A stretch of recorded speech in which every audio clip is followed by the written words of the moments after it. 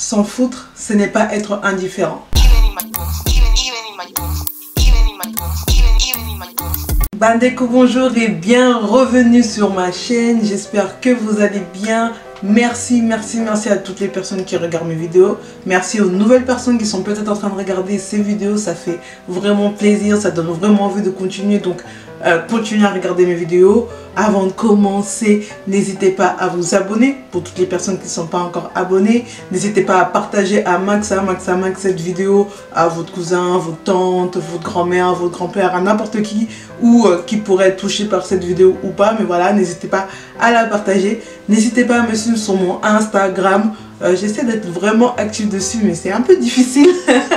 Je l'avoue, c'est un peu difficile, mais bon, j'essaie de faire comme je peux. Donc n'hésitez pas à me suivre et on va commencer cette nouvelle vidéo. Pour commencer, faut savoir qu'en fait quand j'étais petite, je me considérais étant comme grosse. Je me considérais en surpoids.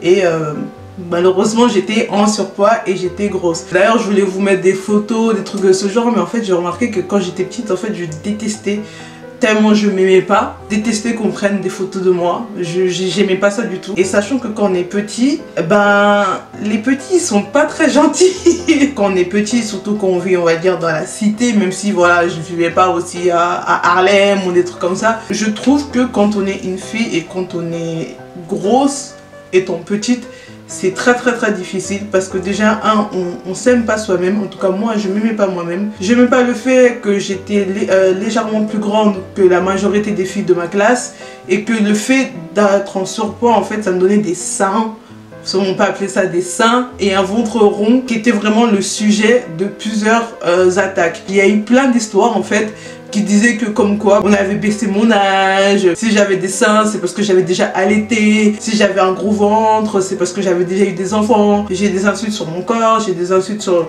le fait que je sois en surpoids, j'ai des insultes sur mes lèvres, et ça a été un de mes gros complexes pendant très longtemps. Mais un jour je vous parlerai de mes complexes, je ferai une vidéo sur mes complexes et comment je suis passée outre, comment j'essaye tous les jours de passer outre tout. C'était vraiment que des remarques de ce genre. Il faut savoir que quand on est jeune, quand on est vraiment jeune et qu'on n'a pas confiance en soi, ça fait très mal, sachant que l'école tu passes la majorité de ta vie dans une atmosphère où tu ne te sens pas bien, où tu te sens menacé, où tu te sens ridiculisé. C'est vraiment très dur. Du coup on fait des choix. J'ai fait le choix de suivre un groupe de personnes qui étaient en train de bully en fait les autres enfants. J'ai fait ce choix là pour ne pas moi être de leur côté, pour ne pas moi subir toute cette méchanceté gratuite que les autres avaient envers eux, pour ne pas subir les insultes que les autres avaient envers eux. Du coup j'ai fait ça je pense pendant toute ma primaire et tout, et c'était très difficile parce qu'en fait c'était pas un sujet que je pouvais en parler avec mon entourage. Quand je dis mon entourage, je dis ma famille, parce que chez moi être une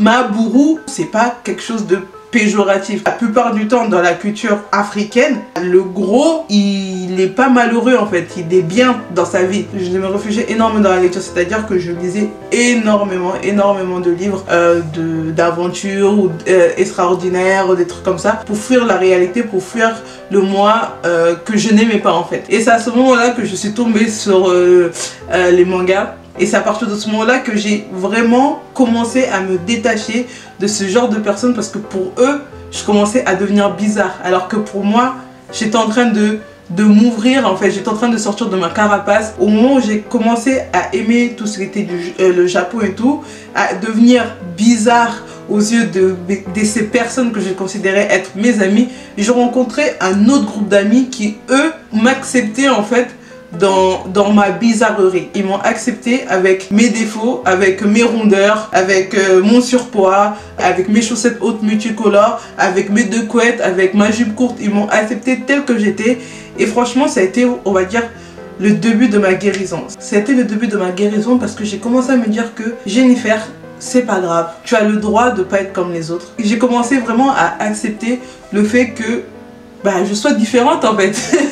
C'est pas mal d'être différente, c'est même très bien je trouve. Du coup ouais, ma période collège, fin collège en fait, c'était vraiment le début de ma transformation. J'ai commencé vraiment à m'affirmer grâce à mon entourage. En fait dans ma famille, c'est pas qu'ils me comprennent pas en fait, je vais pas dire que ma famille ne me comprenne pas parce que c'est faux. Je me sentais moins à l'aise en fait dans ma famille que dans ma deuxième famille, c'est-à-dire mes amis qui eux je pense m'accepter beaucoup plus que ma propre famille. Ensuite, on arrive à la période du lycée où je pense pour moi a été vraiment, c'est pas l'aboutissement de mon je m'en foutiste, il manquait ça.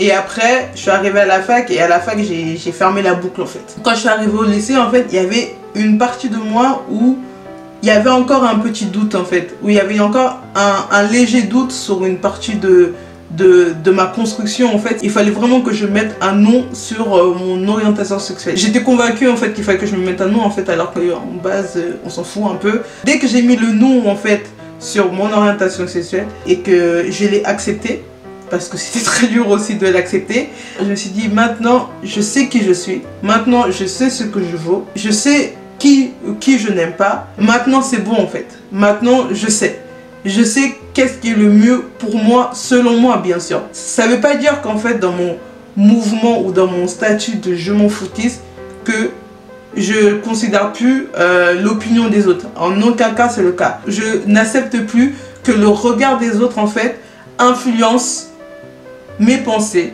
influence ma manière d'être, influence ma manière de voir les choses. À partir du moment où j'ai réussi à mettre des noms à des actions de pourquoi j'ai fait ça, pourquoi je fais ci, pourquoi je fais ça, nanana, je me suis dit c'est bon, Jennifer, tu as atteint un stade où clairement là tu peux marcher et juste regarder devant toi et juste être focus sur ce que toi tu veux et pas ce que ton entourage veut. L'art, on va dire, de je m'en foutiste, ça m'a appris en fait de mener des combats, on va dire, qui vont m'apporter quelque chose. Si je veux dans ce combat, si je veux dans cette bataille, il faut que j'en ressorte victorieux en fait. Me rabaisser, on va dire, à ce que cette personne-là qui ne connaît pas, qui ne me connaît sûrement pas, est-ce que c'est un combat qui va me rapporter quelque chose?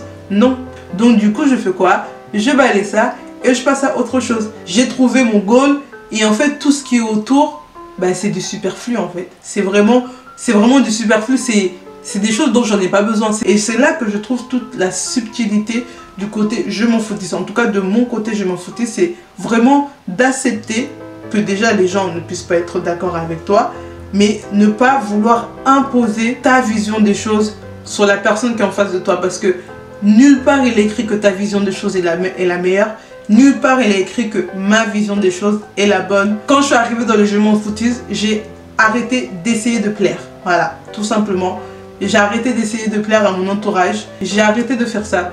Je me suis dit, c'est moi d'abord dans cette vie.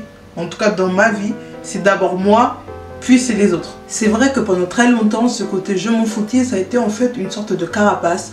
Ça a été une sorte de mur de protection que je m'étais moi-même instauré pour pouvoir justement fuir de ces méchancetés gratuites, fuir de ce malaise en fait, fuir du regard des autres en fait. En fait, dans ce je m'en foutisme là, je mettais vraiment plus en avant ce que l'autre pouvait penser de moi. J'ai accordé beaucoup plus d'importance à ce que l'autre pouvait penser de moi, à ce que l'autre pouvait dire de moi, alors que c'est pas ça en fait que moi je voulais, c'est pas ça que je suis maintenant et c'est pas ça à quoi vraiment je voulais quand je me suis réfugiée en fait dans ce je m'en foutiste. D'une part, c'est vrai que c'est une forme de protection de se focus que sur ce que nous on veut, de se focus que de ce que nous on considère être bien pour nous. C'est une forme de protection, c'est vrai, parce que bien sûr je suis pas indifférente, c'est pas en mode oui je vois plus le regard autour de moi, voilà, je vis toute seule sur cette terre et tout. Non, je suis pas là, je suis pas dans ce délire là. Je vis avec des gens, je côtoie des gens, il y aura toujours des regards, il y aura toujours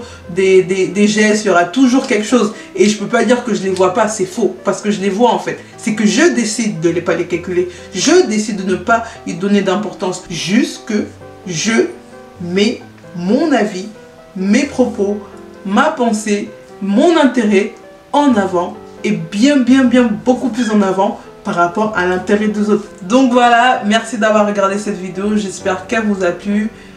N'hésitez pas à me laisser dans les commentaires si vous aussi vous êtes comme moi ou pas du tout, et quels sont vos combats à vous, quel est en fait on va dire pour vous le but de votre présence sur cette terre. Donc n'hésitez pas à me le dire dans les commentaires, n'hésitez pas comme d'habitude à partager cette vidéo, ça me ferait vraiment plaisir, à vous abonner, à liker, à laisser encore et encore des commentaires. N'hésitez surtout pas à me suivre sur mon compte Instagram que je vais remettre ici quelque part. Et on va se retrouver très bientôt pour une nouvelle vidéo. Bye! big mess. Oh.